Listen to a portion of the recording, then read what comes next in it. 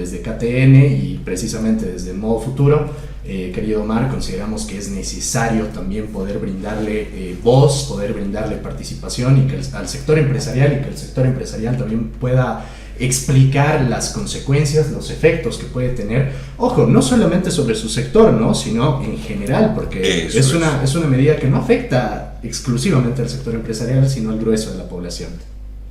Grave. Lo que pasa es que estamos frente a un presidente candidato, ¿no? Yo creo que por ahí va. ¿No? Estamos con un presidente que eso, puede sacar cualquier decreto con cualquier irresponsabilidad como esta, pero ¿de qué manera nos perjudicamos todos? Bueno, primero hay que ver los dos aspectos claves que nos van a ayudar a entender mejor la situación. Primero vamos a analizar el sector privado y después el sector público, porque van de la mano, ¿no? Ya. Bueno, a ver, primero hay que ver, hacer un poquito de memoria de lo que ha ido pasando estos últimos 4 o 5 años, que el sector privado ha sido golpeado duramente con la pandemia, y cuando se trataba de mejorar de alguna manera, comienza a ver el debacle de nuestra economía, el tema del dólar, el tema de los combustibles, la inflación latente que está pasando el país, y todo esto hace que se incrementen costos absolutamente en todas las empresas, porque con el tema del combustible, por ejemplo, bueno, con el tema del dólar, las adquisiciones que hacen para materia prima e insumos generalmente vienen de afuera. Estos se han duplicado hasta un poco más del doble, ¿no? Estamos hablando de que el dólar actualmente está pasando los 14 bolivianos, 14.50. Ha duplicado, ¿no? Ha duplicado totalmente. Entonces, tratar de conseguir dólares para el empresario en este momento implica ir al mercado paralelo, conseguir un precio elevado y tratar de importar con esos dólares. El segundo punto, el tema de los combustibles. El tema de los combustibles también ha afectado, porque al no haber transporte para distribución y logística, efectivamente los pocos camiones, contenedores y demás, tampoco han tenido el mismo precio, también se han elevado. Y por último, los precios que actualmente van subiendo por causa de bloqueos, paros, marchas. Entonces, absolutamente todas las variables han sido afectadas. Como usted sabe, todas las empresas tienen que encontrar un punto de equilibrio, basar sus ingresos con sus gastos y generar un margen de utilidad. En este caso, el incremento salarial repercute en 3 partidas específicas. Se puede jugar con un incremento en los precios, se puede jugar con el tema de los costos y se puede jugar con el tema de los gastos. En el tema de los precios llega un momento donde ya ha subido tanto, donde efectivamente ya no es competitivo y por ende las personas deciden ya no consumir o buscar algún sustituto que les permita cubrir su necesidad.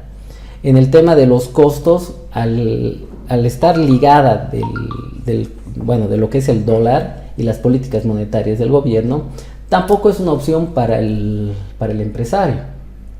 Y por último, nos queda la última variable, que es el gasto.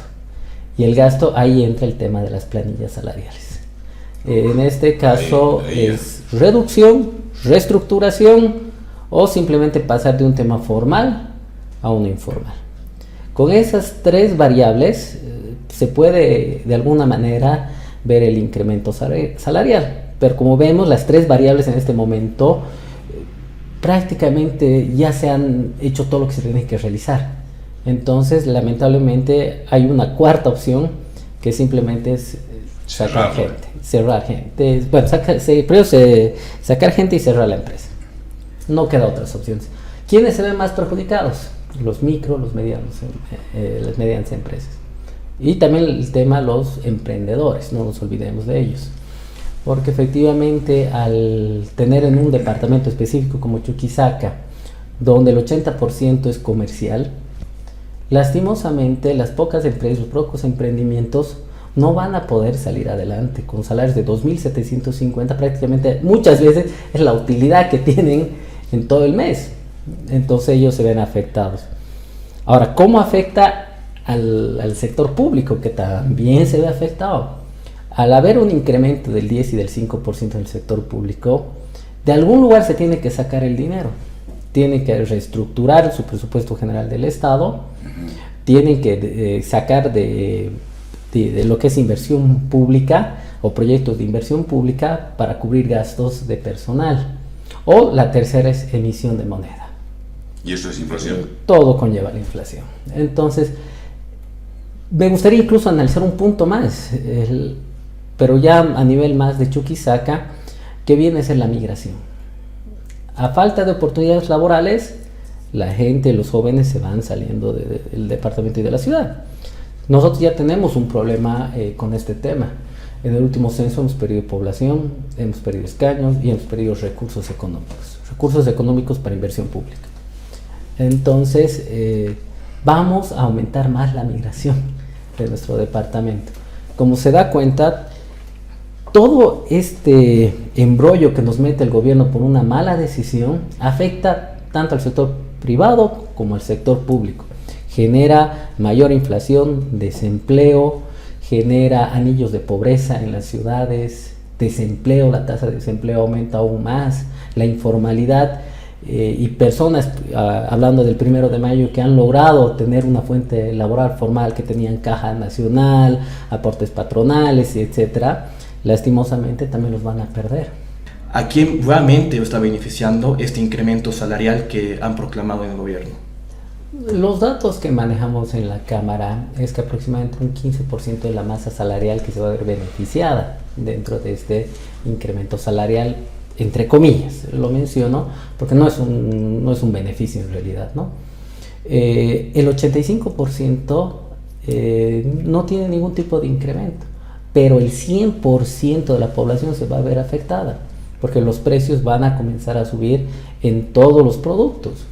Entonces, por beneficiar a un 15%, ha ido en contra del 100% de toda la población. Entonces, lamentablemente nos perjudica a todos, sin excepción. Todos vamos a ver que nuestro poder adquisitivo va a seguir bajando. ¿Tú cómo crees que va a financiar esta medida y esta política tan inservible que lo veo? Bueno, en realidad tiene un gran aliado que es el Banco Central de Bolivia, ¿no? En el Estado, donde con determinadas políticas o normas va a poder emitir más masa monetaria. Porque realmente no creo que se anime a reducir ya la poca inversión pública que existe, porque ya nosotros necesitamos, por ejemplo en Chuquisaca, el tema de la exploración de pozos, es necesario. Entonces no creo que le quite a un proyecto tan importante para el sustento de todo el país por mantener el tema salarial. Pero había otro análisis que me gustó del alcalde de La Paz. Él mencionaba, por ejemplo, que ellos en las alcaldías no tienen la posibilidad de emitir masa monetaria, porque efectivamente depende del gobierno central. Entonces ellos se rigen bajo un presupuesto de acuerdo a las regalías que van recibiendo o a los ingresos que van generando en cada municipio. Y ellos realmente van a tener que despedir gente. Hablaba de un 10% de trabajadores del municipio de La Paz que se van a ver afectados. Y creo que la realidad no es distinta a Sucre. Entonces, lo más posible es que, si bien el gobierno puede emitir masa monetaria, simplemente generemos aún mayor inflación, y si esto no se controla va a ser bastante dificultoso. En el caso de Chuquisaca tenemos un sector empresarial que sí, es pujante, se esfuerza cada día, lógicamente, pero que no está tan desarrollado como por ejemplo el sector empresarial en Santa Cruz o en departamentos como Cochabamba. ¿Qué efectos puede tener en Chuquisaca específicamente esta medida? ¿Cuáles son las proyecciones para el departamento en base a esto? Bueno, primero es que la tasa de desempleo va a aumentar aún más. La segunda es que vamos a pasar de un empleo formal a uno informal. La gente que se anime a invertir, a emprender, no va a ser bajo las normas correctas, bajo aspectos laborales que ya han sido ganados en décadas pasadas, ¿no? Van a entrar, bueno, yo te contrato de acuerdo a lo que yo puedo pagarte, pero aquí no hay caja, aquí no hay aportes, no hay absolutamente nada. Y eso, no se olvide que del 100% del haber básico de un trabajador, el 50% son aportes patronales. Entonces es como estaría resignando ese 50% en algunos casos. La migración va a ser otra causa bastante latente en nuestro departamento. Las pocas empresas que existen van a verse en conflictos, muchas reestructurando sus escalas salariales, reestructurando el tema de su organigrama, reduciendo personal, en algunos casos cerrando. El problema es mayúsculo, realmente tiene muchas variables, son realmente perjudiciales en todo sentido. Entonces, hablar de algo en específico que vaya a ocurrir en Sucre no viene al caso, creo. En realidad hay que ver lo global, y lo global es lo que debería asustar a los jóvenes, debería asustar también a las personas que están a punto de jubilarse. Porque los jóvenes, primero, con un capital humano, intelectual que ha sido formado, y ya sido con recursos de todos los bolivianos en las universidades, efectivamente van a tener que salir, muchos casos fuera del país incluso. Las personas mayores, efectivamente, si se las despide, porque son las que generalmente tienen un mayor bono de antigüedad, no van a poder conseguir trabajo. ¿Dónde van a irse a acomodar estas personas? Entonces la pobreza se va a sentir aún más, el consumo va a bajar. Entonces nos enfrentamos a una situación que considero que el próximo agosto tenemos una gran responsabilidad, absolutamente todos los bolivianos, de pensar y escuchar ante todo todas las propuestas de absolutamente todos los candidatos, porque tenemos que saber qué es lo que planean en el tema económico, qué visión tienen para sacarnos de este embrollo que nos ha metido el movimiento al socialismo, y ver qué acciones pueden realizar para lo que viene de aquí en adelante. Si se dan cuenta, todo se cuestiona entre Evo, Andrónico y Arce. Todos se cuestionan menos el modelo económico. El modelo económico para ellos ese es el mismo camino que deben seguir absolutamente cualquiera de los tres, y que es lo que les va a permitir continuar al mando de todos los bolivianos. Pero ¿cómo nos afecta a todos nosotros? Entonces ahí está la interrogante, ahí está el problema. ¿Qué hacemos para salir adelante? Aquí nosotros estamos con un poco más complicados, creo yo, no sé, alguna puntualización sobre el tema. Es que no tenemos una mirada clara entre nuestras autoridades. O sea, ¿cuál es nuestro polo de desarrollo? Claro, ¿no? Es decir, no tenemos una mirada conjunta como departamento ni como ciudad. ¿A qué apuntamos? Sí, señor. Si es al turismo, bueno, tenemos entendido que el presupuesto de ambas instituciones no supera el 3%. No, nada, llega al 0,5%. Entonces, imagínense, si la principal fuente de ingreso que tenemos, que es el turismo, y en la forma más democrática de que ingresen los dólares y se reparta entre todas las pequeñas y medianas empresas, también al comercio, al turismo, los restaurantes, el transporte, absolutamente todos, no le damos los incentivos necesarios para desarrollar correctamente. Entonces ya estamos mal desde ahí, ¿no? Porque nuestras autoridades deberían sentarse ambas, incluyendo la universidad en este caso, delinear un objetivo claro, una meta. De aquí a 10 años pretendemos realizar esto. El programa es en modo futuro con jóvenes, y hay que ponernos en modo turismo. Claro. Yo creo que sí, hay que ponernos en modo turismo, de verdad, aunque no crean. Todo tiene que ser en función. Cuando tú planificas y vas a una ciudad turística, ¿qué vas a ver? Seguridad en función del turismo. Vas a ver sacar perros de las calles en función del turismo. Vas a ver de mejorar tus monumentos y valorarlos a través del turismo, ¿no es cierto? Entonces no tenemos eso. Tus presupuestos tendrán que ser en función del turismo, porque no tiene sentido que si tú eres panadero, ¿no es cierto?, empieza a comprar cemento, compras harina. Entonces, cada año los sectores económicos empresariales no crecen de la misma manera. Desde CAINCO, desde el sector empresarial, ¿cómo consideran que se debería llegar a tomar las decisiones respecto a un incremento salarial? Me imagino, lógicamente, que no consideran correcto que no se los tome en cuenta dentro de las conversaciones, que nunca haya representación del sector empresarial. ¿Cómo considera que sería correcto decidir este tipo de medidas económicas que nos afectan a todos, pero se deciden entre 20 personas en el Palacio de Gobierno? Bueno, en realidad mejor dicho, el aumento salarial en los últimos 5 años ya han pasado el 25%. Claro, si sumas todos, sí. Si sumas todos, sí, 25. Hemos pasado de 2.122 a 2.750 bolivianos por trabajador. Entonces imagínense cuánto ya se ha incrementado. 2. Ya cuando hubo el anuncio de la Central Obrera Boliviana de que querían reunirse con el gobierno y planteaban un incremento del 15 y el 20%, inmediatamente solicitamos reuniones a nuestras cámaras nacionales. Nosotros, por ejemplo, nos debemos a la Cámara Nacional de Industria y a la Cámara Nacional de Comercio. Mediante ellos hicimos la representación para poder ser parte de esta mesa de diálogo. Lamentablemente nunca se respondió. Tengo entendido también que la Federación de Empresarios más la Confederación de Empresarios también hizo otra representación. Tampoco los escucharon. Entonces, para que se dé un incremento salarial, deben estar todos los actores en la cancha. Tiene que estar la representación de los trabajadores, tiene que estar la representación pública y tiene que estar la representación del sector privado. Entre los tres se tienen que ir analizando las variables que implican cada sector, cuánto ha crecido, si ha bajado o ha subido el PIB, cuánto está, y también ver la realidad de cada departamento. No es lo mismo hablar de Santa Cruz, La Paz, Cochabamba, hablar de Sucre, Potosí, Tarija. No es. Los sueldos son mucho más bajos, su nivel productivo es mucho más lento, su PIB per cápita por persona es mucho más bajo. Entonces, las variables no son las mismas para todos. Pero entre todos se tiene que llegar a un consenso.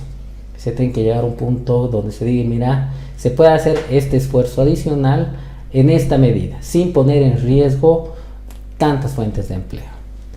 Lamentablemente, el gobierno decidió, porque fue una decisión, hacerlo en forma bilateral solo entre la Central Obrera Boliviana y el gobierno. No se tomó al tercer actor, y es ahí donde viene el problema. ¿Con qué lógica se mantiene que en la época de la pandemia, donde hubo una recesión bastante importante, se haya decidido no incrementar, y ahora que estamos mucho peor en todo sentido, no se toma en cuenta esto? ¿Por qué se debería seguir incrementando el haber básico? Porque el 10% es bastante fuerte. A nivel institucional, yo mismo lo puedo mencionar, que ya tengo que ver qué voy a hacer para generar ese excedente para sostener a mis trabajadores. Entonces, esa sería la forma correcta o idónea, por decir, para llegar a un consenso y se pueda tomar una medida así. Pero en este caso no se hizo, fue arbitraria y bueno, las consecuencias ya están sobre la mesa. Ahora, ¿cómo podría llevar o paliar el empresario privado esta política para que lo haga menos lesiva para sí mismo y obviamente para sus trabajadores? Tomando en cuenta que ahora esto tiene que ser retroactivo, como lo he dicho, que tienen que pagar el salario mínimo desde enero, que me parece obviamente... Ese es otro tema. Sí. Ese es otro gran tema. Bien, Diego. Y no es como que te va a dar tiempo para hacerlo, sino tiene que ser de manera inmediata, que me parece algo bastante vulneratorio y lesivo para el empresario. Y lo que tomaban en cuenta algunos empresarios es que igual que se les dé un tiempo de cuota para que vaya paliando estos salarios mínimos que tienen que venir devengados desde enero. Bueno, nosotros inicialmente pedimos la reconsideración de parte del Estado, ¿no? Nosotros ya lo hemos rechazado absolutamente todas las cámaras departamentales, todas las cámaras nacionales. Insistimos que se debe dialogar porque realmente es bastante complicado reunir el dinero que se necesita en estos 30 días. No nos olvidemos que desde el mayo hasta el 31 de mayo tiene que estar absolutamente cancelado todo el incremento salarial. Incluyendo el retroactivo. Claro. Otra. En el caso de no ser escuchados, que se siga con esta misma postura, que se cierre y que no haya vuelta atrás, ahora tiene que haber un diálogo entre el trabajador y el empleador. Un diálogo honesto, sincero, donde se diga, mira, esto es lo que yo puedo hacer por ti. Necesito tanto tiempo para reunir el dinero y cancelarte, es decir, no incumplir la ley, pero sí de alguna manera tratar de dar plazos que de aquí hasta fin de año se pueda pagar todo lo que es el retroactivo, los incrementos que ya se den mes a mes, pero el fuerte de que son 5 meses se pueda pagar en cuotas. Y la tercera es también tratar de hacer los esfuerzos necesarios, jugar en las 3 variables que les he mencionado, ver ingresos, costos y gastos, en qué medida pueden ir quitándole un poquito a cada partida y ver cómo pueden cumplir con los 5 o 10% de los incrementos. Pero en esencia les puedo mencionar que tenemos que seguirla peleando, no tenemos otra opción. Dejar o cerrar los negocios implicaría que todavía se mantenga a un menor consumo, y a menor consumo efectivamente la situación económica del departamento y del país va a ir bajando. Entonces son esas variables que debería ser. Tenemos que hablar con los trabajadores, con sus sindicatos si están representados con ellos, y hacerles entender absolutamente estas variables, mostrar hasta qué punto pueden sostener este incremento, y ante todo ver los plazos que se puedan hacer para que se cumpla con lo que dice la ley, no vulnerando sus derechos, simplemente de alargando un poco los plazos para que no descapitalicen a las empresas, porque si lo destinan netamente al incremento salarial y al retroactivo, puede ser que el dinero que se necesitaba para comprar materia prima e insumos para producir ya no los tengan. Entonces no van a tener productos para vender. Si no tienen productos para vender, ¿con qué van a pagar? Entonces es todo eso lo que se tiene que hablar, pero aquí mucho va a tener en cuenta la voluntad que puedan tener también los mismos trabajadores, ver y entender lo que está pasando el sector privado y bueno, en realidad toda la economía nacional, y ver alternativas que beneficien a todos. Es lamentable la situación en la que se encuentra actualmente todo el tejido empresarial a nivel nacional. Es triste como cada día que pasa el gobierno le pone una zancadilla en el pie a los empresarios. Cada día una más, cada día un puntapié más al sector empresarial. Desde intervenciones y prohibiciones a la exportación, el aumento al salario mínimo, un código laboral que desde una perspectiva personal es nefasto para la generación orgánica y libre de empleo. Otro tema de otro programa lindo ese. Exactamente. Sí, señor. Entre un sinfín de aspectos, ¿no? Un sistema impositivo que es asfixiante, que aparte es excesivamente burocrático, no es sencillo pagar impuestos más allá de lo costoso, requiere mucho tiempo, las empresas tienen que contratar un tramitador o alguien que se encargue exclusivamente de pagar sus impuestos, lo que es absurdo. En ningún país civilizado se tendría que recurrir a este tipo de medidas. Y bueno, lo que mencioné durante este programa y he mencionado también en otros anteriores, desde una perspectiva personal, el empresariado, el sector privado, es el único generador orgánico y real de riqueza para un país. Y castigarlo de esa manera, castigar el emprendimiento, castigar el éxito, castigar las ganas de salir adelante, es un despropósito total. Y como mencionaba Rodrigo, que creo que lo acompaño, obviamente el Estado está destruyendo a la población, o la única población de Bolivia que genera empleo. Y obviamente esto lo encuentro indescriptible, y espero obviamente que Bolivia pueda obviamente llevar y sobrellevar esta política. Y te paso la palabra, Omar, para que puedas cebar con broche de oro toda esta entrevista. Bárbaro. Bueno, muchas gracias primero por la invitación. Creo que es importante que jóvenes se involucren en todo lo que es el tema económico. Es necesario hacer comprender a la población todo lo que estamos pasando desde el sector privado. Acotar que la ley debe ser absolutamente igual para todos. Lamentablemente la Ley General del Trabajo solo perjudica al sector privado, pero no al sector público, porque ellos están bajo otra normativa. Ellos pueden contratar, pueden sacar, pueden liberar, y no ven tan complicado. Pero haber tratado de sacar a un trabajador así por así de una empresa se basa en la Ley General del Trabajo, y al final se acaba apropiándose de la misma empresa en algunos casos. Sí. Lo hemos visto en N ocasiones. Entonces tenemos que también un problema de fondo que debemos tratar es de actualizar y reformar la Ley General del Trabajo. Yo llamo a seguir trabajando, seguir esforzándose, seguir apostando por nuestro departamento, por nuestro país, a pesar que las condiciones no sean buenas. Bueno, gracias una vez más. Yo creo que tenemos un Estado que está muy metido en el tema de la economía, sus regulaciones terribles. Eso tiene que cambiar y puede cambiar en agosto, ¿no? Por ahí yo me animo a decir, El economista callejero es una muy buena obra de Axel Kaiser, que es el hermano del... Bueno, Axel tenía que ser candidato, pero vino el hermano, y Johannes Kaiser es el candidato en Chile, es del Partido Liberal. El economista callejero es una introducción increíble con las 10 leyes que debemos saber todos. Y una de esas leyes, que la gente vive de su trabajo, de tu trabajo, y no la otra gente que vive del tuyo y lo que llaman la justicia social, por ejemplo, para entender, entre otras cosas. Se les quiere un montón, gracias Rodrigo, Diego. Yo me leo para decir los jóvenes y me siento ahí como yo no soy joven, pero está bien, el espíritu es joven. Pero aquí estamos hablando, siempre digo, 22 años, 25 años, yo les duplico en edad, pero aquí está, unos análisis increíbles, se preparan, qué bárbaro, y gracias Omar, también joven, ¿no es cierto? Y podemos construir otra realidad, ¿no? Y los jóvenes tienen su voz y tienen el análisis en este espacio. Hasta la próxima, chao, gracias. El programa que hacemos es para generar debate, informarte, pero sobre todo es para demostrar que los jóvenes también pensamos y también tenemos nuestra voz propia.